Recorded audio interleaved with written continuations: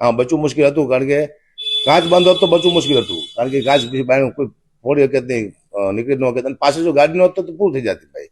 નમસ્કાર મિત્રો, અત્યારે એક મોટા સમાચાર સામે આવી રહ્યા છે. જી હા મિત્રો, ગુજરાતી હાસ્ય કલાકાર એટલે કે હકાબા ગઢવીનું એક્સિડન્ટ થયું છે.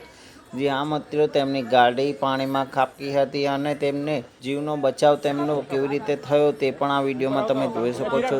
હકાબા ગઢવી કહી રહ્યા છે કે હું મરતા બચ્યો છો, આ માતાજીની કૃપા છે ને તો હું બચી ના શકે, તે પૂરી આપદેતી કહે છે. તે જોઈ શકો છો અમારા વિડીયોમાં. પણ મિત્રો, પહેલાં તો તમે અમારી ચેનલમાં નવા હોય તો સબસ્ક્રાઈબ કરી નાખજો અમારી ચેનલને અને આ વિડીયોને વધુમાં વધુ શેર કરજો. અમે ગયા હતા હિંગળાજમાનું મંદિર છે પીપળા એટલે બૈસાબગઢથી જવાય અને હિંગળાજમાના દર્શન કરીને વર્તા વેરા અને 50-60 સ્પીડમાં મારી ગાડી હતી અને વચમાં ગોગા મહારાજ એટલે સાપ આડો આવવાથી મેં કાબુ ગુમાવ્યું સ્ટીરિંગનું અને ઊંડે ખાઈ હતીમાં નદીની એમાં ખાબકી સીધી જઈ ગાડી એટલે બચી ગયા. બાકી જો પલટી મારી જઈએ તો બચવાને કોઈ સ્કોપ હતા નહીં. પણ પાછળ 500 ફૂટ જેવી મારી ખ્યાલથી શેરી છે ગાડી શેઠી.